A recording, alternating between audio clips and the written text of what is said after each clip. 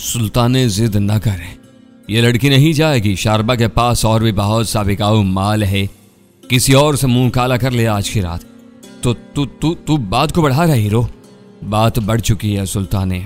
अगर तूने जिद न छोड़ी, तेरी आज की रात नहीं, आने वाली बहुत सी रातें बर्बाद हो जाएंगी। बहुत पछताएगा तू, तेरा बेड़ा गर्क कर दूंगा। इमरान का पारा चढ़ चुका था। क्या कर लेगा तू? ये पूछ क्या नहीं करूंगा, तेरा कलेजा फाड़ दूंगा। खून थूकता फिरेगा लाहौर की सड़कों पर तू। इमरान की आवाज में दिल दहला देने वाली घन गरज थी। वो एक बड़े बदमाश से बड़े बदमाश के लहजे में बात कर रहा था। नीलम थर थर कांपने लगी। मैं भी सनसनी महसूस कर रहा था। खोश से बात कर रहे हीरो। सुल्तान चिट्टी की आवाज कदरे धीमी पड़ गई। खोशी से बात कर रहा हूं और तेरे होश भी ठिकाने लगा दूंगा। इमरान थाड़ा। किसी और को पता हो या ना हो, लेकिन मुझे पता है कि तेरी एक पहली शादी भी थी। इसमें जो 2 बेटियां हैं तेरी।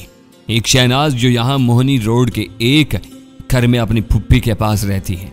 दूसरी आफिया जो दुबई में है और वहीं कॉलेज में पढ़ती है। ये जो शहनाज है ना, इसके पास तो मेरे बंदे बस 4-5 मिनट के अंदर पहुंच जाएंगे। और वो जिसको तूने दुबई भेजा हुआ है, उसे ढूंढने में भी मुझे 2-3 दिन से ज्यादा नहीं लगेंगे। अब खुद सोच ले तुझे क्या करना है। दूसरी तरफ सन्नाटा छा गया। चंद सेकंड बाद सुल्तान चिट्टे की भराई हुई आवाज उभरी। देख हीरो, तू इस लड़ाई को घर की औरतों तक पहुंचा रहा है। ये किसी के लिए अच्छा नहीं होगा। फिलहाल तो ये तेरे लिए अच्छा नहीं होगा। तो जो कुछ इस नीलम के साथ करेगा ना, वही कुछ मैं शहनाज के साथ करवा दूंगा या फिर आफिया के साथ करवा दूंगा। ये मेरा वादा है तुझसे और तू अच्छी तरह जानता है मैं जो कहता हूं वही करता हूं। इमरान ने जुबान संभाल कर बात कर। सुल्तान जख्मी दरिंदे की तरह बुलबुलाया। तू भी दिमाग संभाल कर बात कर। ये लड़की मेरी पनाह में आई है और मैं तुझे बता रहा हूं कि मैंने इसे पनाह दी है। भड़के हुए सुल्तान चिट्टे ने फोन बंद कर दिया। इमरान ने खुद को पुरस्कून करने के लिए तवील कश लिया और धुआं खिड़की से बाहर फेंका। मैं और नीलम गुमसुम उसकी तरफ देख रहे थे। नीलम तो बाकायदा लरज रही थी। एक शराबी लड़खड़ाता और गुनगुनाता हुआ हमारे करीब से गुजर गया। मैंने कहा, अब क्या करना है इमरान? कुछ नहीं, इस सुवर के फोन का इंतजार करना है। क्या मतलब? अभी ये दोबारा फोन करेगा। इमरान ने फोन सेट को घूरते हुए कहा। वाकई करीबन 2 मिनट बाद फोन की बेल होने लगी। इमरान ने स्क्रीन पर नंबर देखा और उसके होंठों पर जहरीली मुस्कुराहट फैल गई। हेलो, उसने कहा। दूसरी तरफ से आवाज उभरी। जो कुछ तुम कर रहे हो अच्छा नहीं कर रहे। सुल्तान के लहजे की अकड़ फूंक खत्म हो चुकी थी। अच्छा है या बुरा तुम्हारे सामने है। चंद सेकंड के तवक्कुफ के बाद सुल्तान ने कहा, जो रकम मैंने शारबा बाई को दी है वो कल शाम तक वापस मिल जानी चाहिए। कल तो बैंक बंद है भाईजान। हाँ, परसों शाम तक मिल जाएगी और अगर ना मिली तो मैं अपनी जेब से दूंगा। बहुत जल्द मुलाकात होगी। सुल्तान चिट्टे ने मानी कर लाजा में कहा और फोन बंद कर दिया। इमरान का तनाव खत्म हो चुका था। उसने 2 कश लेकर सिगरेट बाहर फेंका और लड़की से मुखातिब होकर बोला, ले तेरा काम हो गया। अब कम अज कम ये भेड़िया तो तुझे पंजा नहीं मारेगा। लड़की की आंखों में आंसू आ गए। उसे रवायती फिक्रा बोला, मैं किस मुंह से आपका शुक्रिया अदा करूं? अगर कोई दूसरा मुंह नहीं है तो इसी से कर दूं। इमरान ने कहा, मैं आपके लिए क्या कर सकती हूँ? वो बड़ी लजाजत से बोली। इमरान ने उसे सरतापा देखा और खोपड़ी से हराई। फिर जरा सोच कर बोला, अगर तुम चाहो तो थोड़ा बहुत कर भी सकती हो। वो पता नहीं क्या समझी, पलके झपका कर बोली, आप जो कहें। इमरान ने मेरी तरफ देखा। मैं नीलम से पूछा, तुम कब से हो शारबा बाई के पास? कोई 1 साल तो हो गया। रात दिन वहीं रहती हो? हाँ जी, मेरा एक मामू भी 5-6 साल से बड़ी बाजी के पास मुलाजिम है, सारंगी बजाता है। मैंने कुछ सोचते हुए कहा, नीलम, हम जुमेरात के रोज तुम्हारे पास कोठे पर आए थे। इस रोज हमसे थोड़ी देर पहले 2 और बंदे आए थे। इनमें से एक फिल्म स्टूडियो का बंदा वसीम अहमद था, दूसरा खड़ी नाक और गोरे चिट्टे रंग वाला यूसुफ फारूकी था। इनके बारे में कुछ जानती हो तुम? वो बोली, बस इतना ही जी कि इन्होंने बड़ी बाजी से किसी फिल्मी लड़की की बात की थी और एडवांस वगैरह भी दिया था। तुम्हें पता नहीं कि वो फिल्मी लड़की कौन थी? नहीं जी, मैं बिल्कुल नहीं जानती। ऐसी बातें बड़ी बाजी हम लोगों को नहीं बताती और अगर सुन-गुन लेने की कोशिश करें तो सख्त गुस्से होती है। अच्छा, तुम्हें पता है कि कल रात वो यूसुफ फारूकी नाम का बंदा एक झगड़े में जख्मी हो गया था? वो जरा हिचकिचाने के बाद बोली, हाँ जी, इतना तो मुझे पता है। गुलबर्ग में उसकी गाड़ी का किसी दूसरी गाड़ी से एक्सीडेंट हो गया था, जिसके बाद झगड़ा हुआ और वो जख्मी हो गया। तुम्हें पता है कि अब वो कहाँ है? मैंने पूछा। नहीं जी, बिल्कुल नहीं। बड़ी बाजी से यह पता चला था कि वो अस्पताल में है। वो अब अस्पताल में नहीं है, उसे किसी ने वहां से उठा लिया है। हमें शक है कि इस बारे में तुम्हारी बड़ी बाजी कुछ न कुछ जानती है। मुझे इस बारे में कुछ पता नहीं जी। इमरान ने गौर से नीलम को देखा। नीलम की काजल लगी पलकें बेसाख्ता थराकी। इमरान ने नर्म लहजे में कहा, हम तुम पर जोर नहीं देंगे नीलम, बस इतना कहेंगे कि इस सिलसिले में अगर तुम हमारी थोड़ी बहुत मदद कर सकती हो तो कर दो। हमारी वादा है कि इस मदद की वजह से तुम पर कोई जद नहीं पड़ेगी। नीलम कुछ देर खोई नजरों से अपने पाँव को घूरती रही। उसने जर्क बर्क चप्पल पहन रखी थी, नाखूनों पर शोक रंग की नेल पॉलिश थी। चंद सेकंड बाद उसने गहरी सांस ली और बोली, कोठे के अंदर की बात बाहर बताने पर बड़ी बाजी सख्त नाराज होती है, पूरे बाजार में हुक्का पानी बंद करा देती है। कुछ लड़कियों को तो थाना कचहरी भी भुगतना पड़ा है, लेकिन आज रात आपने बड़ा एहसान किया मुझ पर। मुझे जो कुछ पता है मैं आपको बता देती हूँ, लेकिन यहाँ मुझे बड़ी घबराहट हो रही है। भाई के बंदे मुझे ढूंढ रहे होंगे, वो यहाँ भी आ सकते हैं, कहीं और चलकर बैठते हैं। इमरान ने कहा, भाई खबीज की तरफ से अब तुम बिल्कुल तसल्ली रखो, उससे तुम्हारी जान छूट चुकी है। मुझे यकीन है कि उसने अपने बंदे भी वापस बुला लिए होंगे। तुम जो कुछ बताना चाहती हो पूरे एतमाद से बताओ, यहाँ तुम्हारा बाल भी बीका नहीं होगा, बिल्कुल रिलैक्स्ड रहो। इमरान के लबो लहजे ने वाकई नीलम की बेवजह बेचैनी दूर कर दी। मैंने थर्मास में से पानी निकालकर उसे पिलाया। बाद अज़ां नीलम ने जो कुछ बताया उसका लुब्बे लुबाब ये था, यूसुफ के जख्मी होने की इतला शारबा बाई को कोठी के मुलाजमों से मिली थी। उसे यह भी पता चला कि वो किसी अस्पताल में है। दिन चढ़ने के बाद धारीदार शर्ट वाला एक शख्स कोठे पर आया था। इस शख्स को कोठे की लड़कियों ने पहले कभी नहीं देखा था। उसने अपनी बातों में एक दो हिंदी लफ्ज भी बोले, जिससे अंदाजा होता था कि वो इंडियन है। वो शारबा बाई की गाड़ी में सवार होकर शारबा बाई के साथ यूसुफ की इयादत के लिए गया। बाद में जब शारबा बाई वापस आई तो कुछ बेचैन सी थी। कुछ देर बाद इत्तिफाकन उसकी एक कॉल नीलम ने सुन ली। शारबा अपने सेल पर किसी से बात कर रही थी। उसने यूसुफ का जिक्र किया और कहा कि वो शोर मचा सकता है, बेहतर है कि उसे कोई दवा पिलाकर कुछ देर के लिए सुला दिया जाए। ये अल्फाज नीलम के दिमाग में अटक कर रह गए और उसे एहसास हुआ कि यूसुफ नामी उस बंदे के बारे में जरूर कुछ गड़बड़ है। बहरहाल उसने इस बात का जिक्र किसी दूसरी लड़की से नहीं किया, अपने मामू को भी नहीं बताया, क्योंकि नशे की हालत में कोई बात उसके पेट में नहीं रहती और वो बक देता है। इस गाड़ी के अंदर बैठकर अपने लरजते कांपते लहजे में नीलम ने हमें जो बात बताई वो खासी आम थी। हमें हमदर्दी का सिला मिला था और एक बड़ा मसला हल हो गया था। शारबा बाई के बारे में हमारे शकूक दुरुस्त साबित हो रहे थे। अब इस पर एतमाद के साथ हाथ डाला जा सकता था। इमरान ने एक बार फिर नीलम को तसल्ली देते हुए कहा, इस हवाले से इस पर जरा सी भी आंच नहीं आएगी। वो बोली, लेकिन मैं अब बड़ी बाजी के पास वापस जाना नहीं चाहती।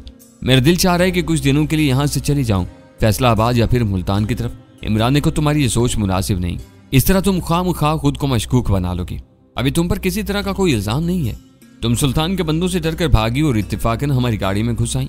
ये बात तुम साफ साफ शारबा बाई को बता देना। वो जहांदीदा औरत है, समझ जाएगी कि तुम सच बोल रही हो। बाकी सुल्तान की तरफ से हम तुम्हें एक बार फिर तसल्ली देते हैं, वो अब अपने हाथ तुमसे दूर रखेगा। इमरान के समझाने बुझाने पर नीलम वापस जाने पर रजामंद हो गई। तहम उसने कहा कि वो कम अज कम आज की रात बाजार से बाहर अपनी एक सहेली के पास गुजारना चाहती है। उसकी सहेली भाटी दरवाजे की तरफ रहती थी। अब रात के 11 बजने वाले थे। हम नीलम को भाटी दरवाजे छोड़ाए।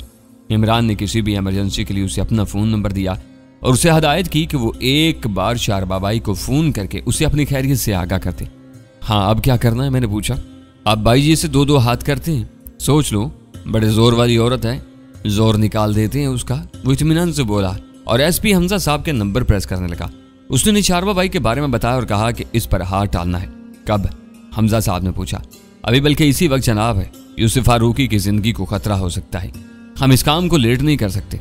हमजा साहब ने गनूदा आवाज में कहा, देख लो इमरान, टेढ़ी औरत है, हाथ पांव मारेगी, फोन शून करेगी। हमारे पास सबूत हैं सर, वो मुलव्विस है यूसुफ की गुमशुदगी में। क्या सबूत है? सॉरी सर, मैं आपको बता नहीं सकता, लेकिन ये यकीन दिलाता हूँ कि वो गिल्टी है।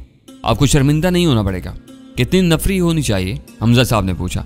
एक इंस्पेक्टर के साथ 5-6 बंदे भेज दें, लेकिन कुछ एहलकार आस पास भी रहें ताकि कोई गड़बड़ हो तो संभाल सकें। थोड़ी देर में इमरान और हमजा साहब के दरमियान सारी बात तय होगी। हमजा साहब ने कहा कि 15 मिनट में पुलिस पहुंच रही है। इमरान ने कहा, सर इंस्पेक्टर शौकत से कहें कि छापे के वक्त अपनी पॉकेट में मोबाइल फोन ऑन करके रखे ताकि हमें अंदर की सूरत हाल का पता चलता रहे। हम आस पास ही मौजूद हैं। हमने गाड़ी वापस मोड़ी। रात के इस पहर लाहौर का यह गुंजान इलाका भी तकरीबन सुनसान ही था। सिर्फ दाता दरबार के गिर्द थोड़ी बहुत रौनक नजर आती थी।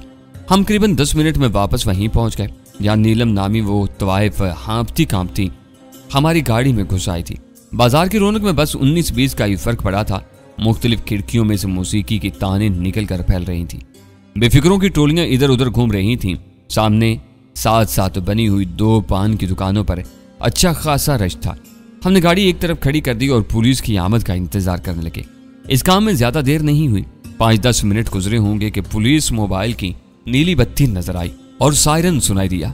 4-5 हिजड़े जो बीच बाजार में खड़े अपनी फटी हुई आवाज में झगड़ा कर रहे थे, बगली गलियों में तितर बितर हो गए। पुलिस मोबाइल शारबाबाई वाले प्लाजा के सामने जाकर खड़ी हुई। इसी दौरान में इमरान के सेल फोन पर इंस्पेक्टर शौकत की कॉल आ गई। उसने कहा, इमरान साहब हम रेड करने जा रहे हैं। मैं फोन ऑन करके अपनी चेस्ट पॉकेट में डाल रहा हूँ। ओके, हम भी आस पास ही हैं, इमरान ने कहा। पुलिस प्लाजा नुमा इमारत में दाखिल होगी। कुछ देर बाद इमरान के सेल फोन पर अंदर की आवाजें सुनाई देने लगी। मौसीकी थी और घुंघरुओं की छनाछन थी। था यकीन कि आएगी ये रात कभी। फिर ये सारा शोर थम गया। शारबाबाई और इंस्पेक्टर वगैरह की आवाजें फोन पर उभरना शुरू हुई। कुछ फिक्रे समझ में आ रहे थे, कुछ नहीं। थोड़ी देर बाद शारबाबाई का पारा चढ़ गया। हस्बे तवक्का वो गुस्से से चिल्लाने लगी, तुम्हारे मुंह में पूरे टाइम पर पूरी हड्डी डालते हैं, फिर भी चैन नहीं लेने देते हो। ये कोई तरीका है? क्या चाहते हो तुम? क्या चाहते हो? आप जरा अकेले में आकर मेरी बात सुन लें तो आपके लिए बेहतर होगा, इंस्पेक्टर ने कहा। क्यों अकेले में सुनूं? मैंने कोई चोरी की है, डाका डाला है? तुम्हें जो कहना है यहीं को। तो फिर आपको मेरे साथ थाने चलना होगा। आपके खिलाफ रिपोर्ट हुई है। कहाँ है रिपोर्ट की नकल? मुझे भी तो दिखाओ। कोई वारंट की गिरफ्तारी है तुम्हारे पास? कोई तलाशी का वारंट है? सब कुछ दिखाएंगे आपको, लेकिन अभी आपको कुछ देर के लिए थाने जाना होगा, इंस्पेक्टर ने कहा। एक करख्त मर्दाना आवाज उभरी।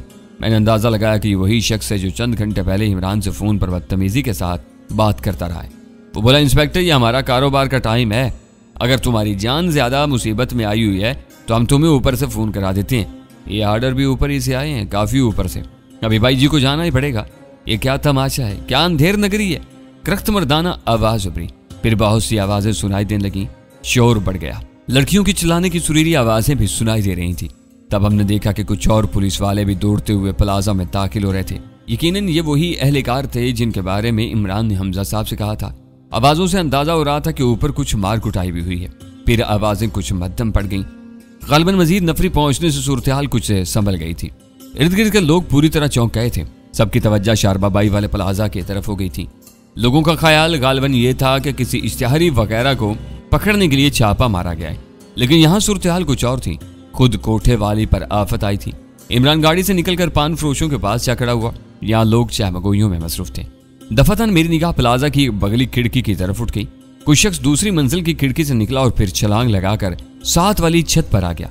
यहाँ से वो छज्जा पकड़कर नीचे उतरा और गली में कूद गया। वो फरार हो रहा था। इमरान मुझे कहीं नजर नहीं आया। मैं गाड़ी से उतरा और इस शख्स के पीछे लपका। 30-40 मीटर आगे जाकर मैंने उसे कमीज के कादर से पकड़ लिया। वो भागते कदमों की आवाज सुनकर जान चुका था कि कोई उसके पीछे आ रहा है। जो मैंने उसका कालर पकड़ा वो चिंगाड़ा और पलटकर अंधाधुंध अपना दायां हाथ घुमाया। उसके हाथ में शराब की टूटी हुई बोतल थी और बेशक ये तेज धार आले से ज्यादा खतरनाक थी। उसने बोतल को गर्दन की तरफ से पकड़ रखा था। मैंने फुर्ती से खुद को बचाया, फिर भी बोतल का नुकीला किनारा मेरे कंधे पर खराश डालता गुजर गया। बोतल का दूसरा वार मैंने झुककर खाली जाने दिया और इसके साथ ही हमलावर की कलाई पकड़ ली। वो पक्की उम्र का शख्स था और खासा जोर आवर भी। 10-15 सेकंड तक हमारे दरमियान जबरदस्त कशमकश हुई। फिर मैंने उसका बोतल वाला हाथ 2-3 बार अक्कम में पुख्ता दीवार से टकराया और बोतल चिकना चूर करती। मेरा एक जोरदार घोंसा खाकर वो पीछे की तरफ गया और एक दरवाजे को तोड़ता हुआ एक कमरे में जा गिरा। यहाँ बिल्कुल नाकाफी लिबास में एक लड़की डरी सहमी खड़ी थी। एक नौजवान भी था। फर्श की कालीन पर ताश के पत्ते बिखरे हुए थे। मेरे मद्दे मुकाबल ने अपनी लंबी कमीज के नीचे से कुछ निकालने की कोशिश की, मगर उससे पहले ही मैंने अपना पिस्तौल उसकी पेशानी से लगा दिया। खबरदार, गोली मार दूंगा, मैंने 2 टोक लहजे में कहा। वो अपनी जगह साकत लेटा रह गया। हमारे गिर्द भी लोग इकट्ठे हो चुके थे। फिर पुलिस वाले भी पहुंच गए और उन्होंने इस बंदे को कस्टडी में ले लिया। न सिर्फ कस्टडी में ले लिया बल्कि उससे पहले अच्छी तरह मारा पीटा भी। इस शख्स की आवाज सुनकर मुझे अंदाजा हुआ कि वही वसीला दलाल है जो फोन पर इमरान से बदतमीजी करता रहा। पता चला कि ऊपर कोठे पर बाकायदा लड़ाई हुई थी। इस हनीफ नामी दलाल ने शराब की टूटी हुई बोतल से एक पुलिस वाले को जख्मी भी कर दिया था। 2-3 मजीद अफराद को भी चोटें आई थी। अब शारबाबाई और हनीफ समेत करीबन 6 अफराद को थाने ले जाया जा रहा था। थाने पहुंचकर शारबाबाई की अकड़ फूंक काफी हद तक खत्म हो गई। वो देख चुकी थी कि मामला बिगड़ चुका है। उसने 1-2 टेलीफोन भी कराए थे, लेकिन हमजा साहब की हदायत पर SHO शौकत ने किसी तरह का दबाव कबूल करने से साफ इनकार कर दिया था। और अब तो पुलिस मुकाबले का केस भी बन चुका था, इसलिए रायत का कोई सवाल ही नहीं था। हमजा साहब ने भी अपने तौर पर इंतजामिया के 1-2 ओहदेदारों से बात कर ली थी। थाने में शारबाबाई ने अपने वकील को बुलाया, लेकिन वो भी बेबस था। सरकारी तातील थी। शारबा को अदालत में पेश नहीं किया जा सकता था। वैसे भी उसकी जमानत होने का इम्कान न होने के बराबर था। यकीनन उसे रिमांड पर फिर हवालात ही में भेजा जाना था। उसके गुसीले दलाल हनीफ की वजह से मामला बिगड़ गया था। अब दिन का उजाला फैलना शुरू हो गया था। मैं और इमरान थाने पहुंचे तो शारबाबाई जर्द चेहरे के साथ एक कुर्सी पर बैठी नजर आई। शोला मजाज हनीफ अवलाद के गंदे फर्श पर बैठा था। उसके चेहरे पर नीलगूं गोमड़ थे और नाक से खून रिस रहा था। इस बदजुबान की ये दुर्गत देखकर हमें गूं न गूं तसल्ली हुई। हमें देखकर शारबा के चेहरे पर तरद्दुद और कदूरत के आसार नमूदार हुए। यकीनन हमारी यहाँ आमद से पहले ही उसे अंदाजा हो चुका था इसके साथ जो कुछ हो रहा है इसमें इमरान का हाथ है। हमें आते देखकर इंस्पेक्टर शौकत ने इमरान को आंख से इशारा किया और बाहर निकल गया। इसके 2 कांस्टेबल भी बाहर चले गए। एक तरह से उसने हमें शारबा से गुफ्तगू का मौका फराहम कर दिया था। इमरान और मैं शारबा के सामने कुर्सियों पर बैठ गए। वो बिगड़े हुए आजम बोली, मैंने तुम्हारा क्या बिगाड़ा है? क्यों मेरे और मेरे बच्चियों के पीछे पड़े हो? इमरान ने इत्मीनान से कहा, तुमने हमारा तो कुछ नहीं बिगाड़ा, क्योंकि अभी हमने तुम्हें हिरवन साहिबा का एडवांस ही नहीं दिया था। अगर हम तुम्हें 2 लाख रुपया दे देते तो फिर जरूर फंस जाते। क्या मतलब है तुम्हारा? तुम 2 नंबर काम के अंदर 2 नंबर काम कर रही हो। दिखाती कुछ और हो, सौदा कुछ और देती हो, जैसा तुमने यूसुफ के साथ किया। पता नहीं तुम क्या बोल रहे हो। जो कुछ तुम लोग कर रहे हो इसके लिए तुम सबको पछताना पड़ेगा। फिलहाल तो तुम्हारे पछताने की बारी है। बेहतर है कि जो धंधा तुम चला रही हो इसके बारे में साफ साफ बता दो। इमरान ने कहा। वो बनाकर बोली, तुम सब पर अल्लाह की मार। मुझे तो अब तक ये समझ ही नहीं आई कि मुझ पर इल्जाम क्या है। इमरान बोला, तफसील से तो तुम्हें पुलिस वाले ही बताएंगे। हमें यह बताया कि तुम 2 नंबरी के अंदर 2 नंबरी कर रही हो। गाहकों को चंद खास फिल्मी परियों के चेहरे दिखाती हो, इनके साथ रात गुजारने के लिए भारी रकम वसूल करती हो और इनकी जगह इनकी हम शक्ल लड़कियों को गाहकों के हवाले कर देती हो। शारबा का रंग बदल गया। वो लड़खड़ाती आवाज में बोली, तो तुम क्या बकवास कर रहे हो? ऐसा कैसे हो सकता है? लोग अंधे नहीं होते कि उन्हें दिखाया कुछ और जाए, दिया कुछ और। तुम लोग ऐसा माहौल देते हो कि नकली भी असली मालूम होता है। रही सी कसर इम्पोर्टेड शराब और दीगर नशीली चीजें पूरी करती है। फिर भी अगर किसी को तुम्हारी 2 नंबरी का पता चल जाए तो तुम लोग उसे डरा धमका कर चुप करा देते हो या फिर वैसे ही गायब करा देते हो, यूसुफ फारूकी की तरह। मैं जानता था कि इमरान ने जो आखिरी जुमला कहा है वो दरअसल अंधेरे में तीर छोड़ा है। इसे अभी कुछ पता नहीं था कि यूसुफ को क्यों गायब किया गया है और इसका असल अगवाकार कौन है। तो तुम होश में नहीं हो, जो मुंह में आ रहा है बकते जा रहे हो। मेरा किसी ऐसी फराड बाजी से कोई ताल्लुक नहीं और ना ही मैं यूसुफ के बारे में जानती हूँ। तुम्हारी इस फराडबाजी के हम चशमदीद है और कान शनीद गवाह हैं, बकल्लम खुद। इमरान ने कहा, तुमने जुमेरात की रात अपने कोठे पर हमसे टॉप क्लास से पाकिस्तानी हेरोइन की बात की। उसकी बुकिंग के लिए 2 लाख एडवांस लिए, बल्कि हमें बुकिंग की डेट भी बता दी। वो फिल्मी हेरोइन भी कठहरे में आकर तुम्हारे खिलाफ गवाही देगी।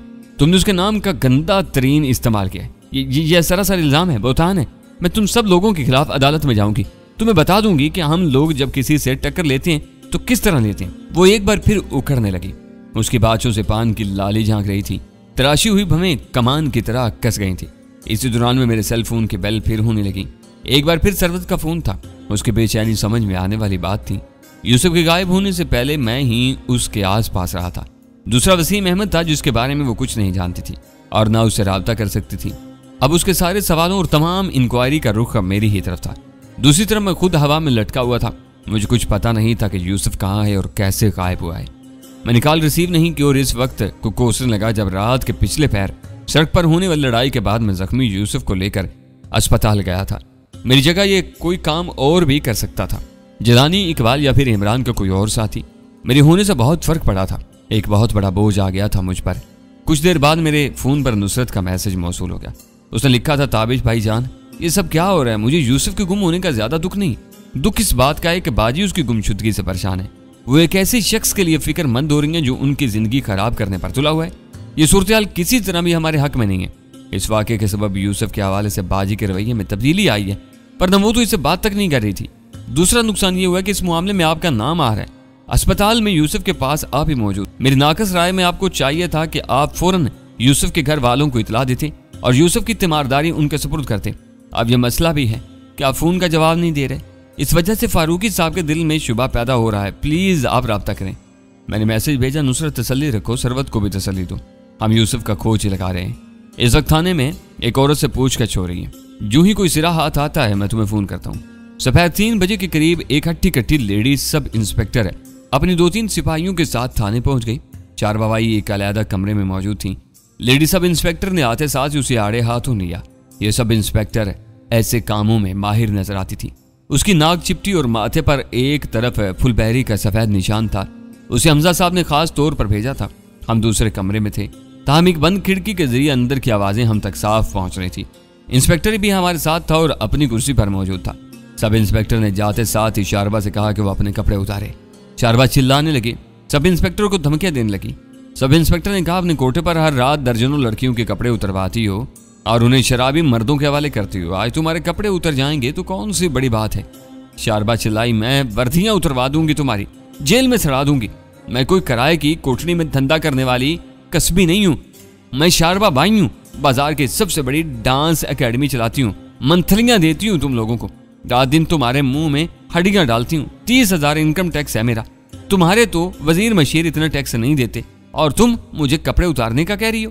सब इंस्पेक्टर बोली, अभी उतारने का कह रही हूँ, खुद ना उतारोगी तो फट कर उतरेगा। काफी महंगा सूट है, कुत्ते की बच्ची, दूर हो जा मेरी नजरों से, शारबा बाई चिल्लाई। जवाब में चट्टाक की जोरदार आवाज उभरी। शारबा को थप्पड़ पड़ा था। उसके बाद शारबा के चिल्लाने की सदाएं सुनाई देने लगी। कमरे के अंदर हंगामा बर्पा हो गया था। अंदाजा हुआ कि बाजार हुस्न की एक बासर आंटी की धुनाई हो रही है। 1 मिनट बाद सब इंस्पेक्टर ने हाँफती हुई आवाज में कहा, अभी सिर्फ मारा है, इसके बाद उल्टा लटकाऊंगी और तब ये कपड़े शपड़े नहीं होंगे तेरे पिंडे पर।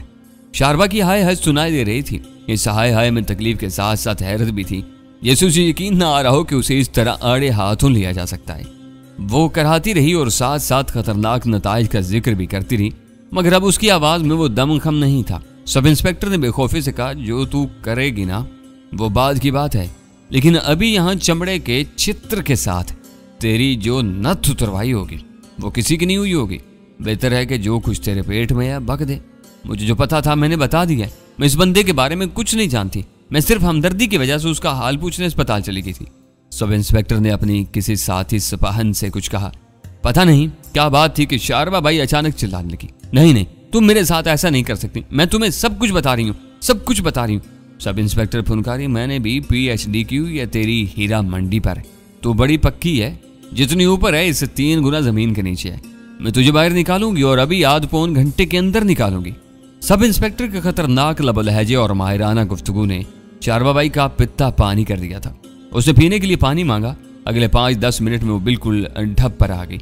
इंस्पेक्टर शौकत हम दोनों को लेकर कमरे में दाखिल हुआ तो शारबा बाई मती और खामोश नजर आई। कोठे पर एहलकारों को खतरनाक नताइज की धमकियां देने वाली शारबा बाई और इस शारबा बाई में जमीन व आसमान का फर्क था। वो एक कुर्सी पर बैठी थी, माथे और एक हाथ की पुष्ट पर चोट का निशान नजर आ रहा था। उसके चर्बीदार जिस्म में हल्की सी लर्जिश महसूस की जा सकती थी। हम तीनों उसके सामने कुर्सियों पर बैठ के तनोमन सब इंस्पेक्टर हमारे अक्क में मुस्तैद खड़ी रही। इमरान ने सारे सवाल इंस्पेक्टर शौकत को समझा दिए थे। इंस्पेक्टर ने सबसे पहला सवाल ये पूछा, ये हमशक्ल लड़कियों वाला काम कब से हो रहा है? मुझे ठीक से पता नहीं, लेकिन 1.5-2 साल तो हो गए हैं। वो अपने फरबा हाथ की पुष्ट से आंसू पूंछ कर बोली, ये काम कैसे शुरू हुआ? मैं कसम खाती हूँ मुझे इस बारे में कुछ पता नहीं। मेरा कसूर सिर्फ इतना है कि सुल्तान चिट्टे का मेरे कोठे पर आना जाना था। एक दिन वो एक बड़े बदमाश को लेकर आया। उसने बताया कि ये डॉन जावा है, इंडिया की फिल्म लाइन में इसका बड़ा असर रसूख है, फिल्मी हेरोइनों से इसके राब्ते हैं और वो इनसे हर तरह के काम करा सकता है। अब पाकिस्तान के फिल्मी लोगों से भी इसके ताल्लुकात बढ़ रहे हैं। वो यहाँ की फिल्मी लड़कियों को इंडिया में काम दिलाने की बात करता है और लड़कियां इसके आसपास रहती हैं। फिर एक रोज सुल्तान चिट्टे ने ही मुझे बताया कि पाकिस्तान की 1-2 टॉप क्लास हेरोइनों से हमारे पक्के राब्ते हो गए। हम उनके कई तरह के काम संभाल रहे हैं। उसने मुझे ये बताकर हैरान किया कि अगर मेरा कोई गाहक अच्छे पैसे खर्च कर सके तो एक मशहूर हेरोइन के साथ वक्त गुजार सकता है। शुरू में मुझे यकीन नहीं आया, लेकिन जब 2-3 बार सुल्तान ने अपना कहा सच कर दिखाया तो मुझे यकीन करना पड़ा। अब सब जानते हो मेरा तो पेशा ही यही है, गाहक और लड़की के दरमियान राब्ता कराना। अगर लड़की बिकने पर राजी हो तो फिर हमारे पेशे में सब जायज है, लेकिन यहाँ तो 2 नंबर काम हो रहा था। क्या तुम्हें पता नहीं था? इंस्पेक्टर ने पूछा। मैं इसी तरफ आ रही हूँ। 4-5 गाहक भुगताने के बाद मेरे मुलाजिम हनीफ को शक हो गया कि ये 2 नंबर काम हो रहा है। इसकी बात दुरुस्त थी। हमने फैसला किया कि हम ये काम नहीं करेंगे, लेकिन जल्दी हमें पता चल गया कि अब हम पीछे नहीं हट सकते। जावा हमें आसानी से छोड़ने वाला नहीं था। अगर हम जबरदस्ती पीछे हटते तो नुकसान उठाते। जावा ने हमें बस इतनी गारंटी दी कि अगर कभी कोई गाहक किसी तरह का फड्डा डालेगा तो सुल्तान वगैरह उससे खुद निपटेंगे और मुझ पर या मेरी बच्चियों पर कोई जद नहीं आएगी। बस इतनी सी गारंटी लेकर तुमने ये फ्रॉडबाजी जारी रखी। अच्छा खासा पैसा भी कमाती रही और यूसुफ फारूकी जैसे मोटे मुर्गे फांसती रही। मैंने बताया है ना, मैं जावा जैसे बंदे से टक्कर नहीं ले सकती थी और ना अब ले सकती हूँ।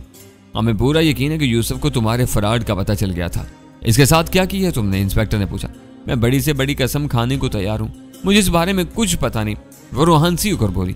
इमरान ने गुफ्तगू में हिस्सा लेते हुए कहा, मुझे लगता है इंस्पेक्टर इसे 1-8 घंटे के लिए लेडी पुलिस के हवाले कर ही देना चाहिए। मुझे भी ऐसा ही लगता है। इंस्पेक्टर ने कुर्सी से उठते हुए कहा। सब इंस्पेक्टर मुस्तैद अंदाज में 2 कदम आगे आ गई। शारबा का रंग हल्दी हो गया। मेरे साथ ऐसा मत करो, मैं और कुछ नहीं जानती, लेकिन हम कुछ कुछ जानते हैं, इमरान ने कहा। यूसुफ को अस्पताल से कैसे उठाया गया, कहाँ रखा गया, तुम्हें सब मालूम है। तुम पूरी निगरानी कर रही थी, तुम्हें डर था कि वो शोर मचाएगा। तुम्हारे कहने पर अगवा करने वालों ने उसे दवा पिलाई थी ताकि वो बेहोश पड़ा रहे। शारबा कुछ कोटों पर जुबान फेर कर रह गई। इमरान का तीर निशाने पर लगा था। नीलम से हासिल की गई मालूमात यहाँ हमारे काम आ रही थी। इंस्पेक्टर शौकत ने कहा, तुम कुछ बताती हो या हम कमरे से निकल जाएं और सब इंस्पेक्टर सुमेरा को काम करने दें।